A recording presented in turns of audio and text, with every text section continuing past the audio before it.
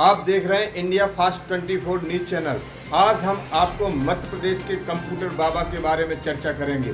आखिर कंप्यूटर बाबा में ऐसी क्या खास बात है कि जब भारतीय जनता पार्टी की सरकार थी उस सरकार में वो मंत्री रहे, और जब मध्य प्रदेश में कांग्रेस पार्टी की सरकार बनी तो उसमें भी वो मंत्री रहे। आखिर सरकार उनको मंत्री पद क्यों देती है, इसके पीछे का राज क्या है ये सारा रहस्य, ये पूरी जानकारी आज हम आपको अपने चैनल के माध्यम से बताने जा रहे हैं। देखते रहिए हमारे साथ, जुड़े रहिए हमारे साथ। कंप्यूटर बाबा नर्मदा बचाओ आंदोलन में चर्चित हुए और उन्होंने नर्मदा बचाओ आंदोलन के रूप में वो जाने और पहचाने जाने लगे। जब कंप्यूटर बाबा नर्मदा के लिए संघर्ष करते रहे तो भारतीय जनता पार्टी सरकार ने उनको मंत्रिमंडल में शामिल किया और उनसे ये अपेक्षा की कि आप नर्मदा बचाओ आंदोलन के साथ साथ हमारे मध्य प्रदेश की तमाम उन नदियों को भी संरक्षण के लिए आप काम करें, जागृत करें लोगों को कि उनको कैसे बचाया जा सकता है। मध्य प्रदेश में कांग्रेस की सरकार थी, उस समय कंप्यूटर बाबा ने भिंड में आकर सिंध नदी पर चल रही अवैध उत्खनन के बारे में जब उनको जानकारी लगी तो उन्होंने वहां पर कुछ मशीनों को, पोकलैंड मशीनों को पकड़वाया और वहां पर कार्रवाई भी कराई। आज भिंड जिले में कंप्यूटर बाबा को लोगों में इस बात की चर्चा है कि कंप्यूटर बाबा जब भी आते हैं तो वो नदी के संरक्षण के लिए और अवैध रेत उत्खनन के लिए वो हमेशा काम करते हैं। लोगों में उनसे अब जुड़ाव बढ़ रहा है और अब वो कांग्रेस पार्टी की बात नहीं करते हैं, ना ही वो भारतीय जनता पार्टी की बात करते हैं। वो राष्ट्रीय ध्वज लेकर और अपने समर्थकों के साथ जन जागृति का काम करते हैं। इसी के साथ कल वो भिंड में आए और आज उन्होंने एक प्रेस कॉन्फ्रेंस कर अपनी मंशा को जाहिर किया। उन्होंने कहा कि जो लोग लोकतंत्र की हत्या कर रहे हैं, हम उनके बारे में जनता को आगाह करने आए हैं, हम जनता को बताने आए हैं कि उन लोगों से आपको सावधान रहने की आवश्यकता है, उन लोगों से आपको दूर रहने की आवश्यकता है कि जो लोग इस देश के लोकतंत्र की हत्या करने के लिए अपने स्वार्थ के लिए कुछ भी कर सकते हैं, वो लोग इस देश के कभी हितकर नहीं हो सकते हैं। आज हम आपको मिलवाते हैं कंप्यूटर बाबा से। आज उन्होंने भिंड में पत्रकार वार्ता में किन किन मुद्दों को लेकर उन्होंने क्या क्या कहा, आपको दिखाते हैं, देखिए।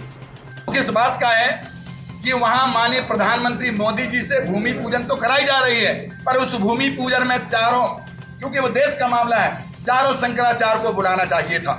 इस बात का हम संत समाज को दुखित है, क्योंकि यहाँ आरएसएस संघ ये हावी है, इसलिए साधु संतों की इनको जरूरत नहीं है, इन्हें आरएसएस संघ की जरूरत है, इन्हें अधर्म की जरूरत है। हम संत समाज चाहते हैं कि चारों शंकराचार्य को होना चाहिए। आप शिरकत करेंगे कि नहीं तो कांग्रेस का झंडा समझ लें आप। हमें ना बीजेपी से मतलब है ना कांग्रेस से, हमें मतलब है लोकतंत्र से, लोकतंत्र संविधान से। संविधान को कम से कम बचने दें। माननीय मोदी जी आपसे भी अनुरोध है और माननीय शिवराज जी आपसे भी अनुरोध है, कम से कम लोकतंत्र तो बचाओ, संविधान की तो रक्षा करो। एक सवाल आपसे चौपाल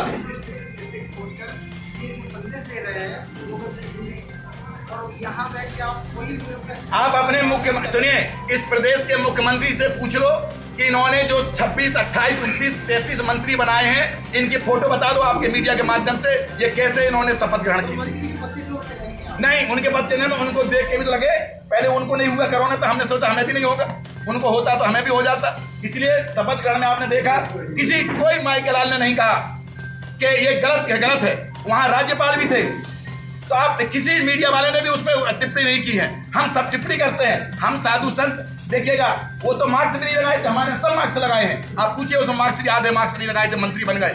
आप दोनों तरफ की बात करें तो भाजपा के मंत्री लोकतंत्र बचे, इसके लिए आपने क्या अपील करना है जनता? इसके लिए हम लोग जा रहे हैं। हम लोग अवैध खनन के लिए हम लोगों ने एक रेत घोटाला रथ यात्रा निकाल रहे थे शिवराज के विरोध में, इसलिए उन्होंने कहा कि महाराज अब नर्मदा की रक्षा, नदियों की रक्षा आप करेंगे, आपको हम मंत्री बना दे। आप देखिए, तो हम साधु संत, हमें तो नर्मदा की रक्षा करना ही है, उसके लिए हम लोग बने। जब देखा ये चोरों ने नर्मदा की नदी, आपके यहाँ सिंध नदी, कौन कौन सी नदी है, सब नदियों को अब रेत अवैध खनन का काम करने लगे, हमने तुरंत इस्तीफा दे दिया। हम साधु संत हैं, हम चोरों के साथ नहीं रह सकते, हमें तो साफ सुथरा नर्मदा कल बहे। इसलिए हमने हजारों संतों ने हम लोग मिल करके और इस्तीफा दे दिया। देखिए अब कांग्रेस की एक मिनट कांग्रेस की जब सरकार आई, उन्होंने फिर नर्मदा का काम हम लोग को दिया। तो देखिएगा आपके भिंड में 3 पोकलेट मशीन पकड़ी, और इनके आते ही अब लोगों को जब चमक बैठी तो लोग इनके आते ही फिर देखिए आपके भिंड में भी और पूरे मध्य प्रदेश में रेत माफिया तैयार हो गया, सक्रिय हो गया, भूमाफिया सक्रिय हो गया, सारे लोग सक्रिय हो गए। ऐसी परिस्थिति में अब आप बताइए, भ्रष्ट सरकार जो शिवराज है, ये रेत माफियाओं को आगे बढ़ा रहे हैं। अब रेत निकले, पकड़ी उस जगह आती है मशीन जिस जगह कांग्रेस का विधायक होता है, इस पर क्या कहना है आप जी? पकड़ी उस जगह मशीन जाती है, वहां पर रेत अवैध उत्खनन उस जगह होता है जिस जगह कांग्रेस का विधायक होता है। गद्दार विधायक था, इसीलिए पकड़ी गई वहां। यदि कौन जो था गद्दार, आप महंगाओं का कौन था आप जानते, हमको आइडिया नहीं है। जो गद्दार है उसी का कालाबाजारी हो सकती है, दूसरे का नहीं हो सकती। महंगाओं का जो भाजपा सरकार में अवैध खनन लगातार जारी है और जलीय जीवों ये रहेगा भी। सुनिए, बीजेपी सरकार में केवल अवैध खनन नहीं, बहुत सारे गलत धंधे, गलत काम सदा बीजेपी के कार्यकाल में होते ही रहेंगे। शिवराज जी का बढ़ावा है, शिवराज के भाई ही, उनके भाई नरेंद्र सिंह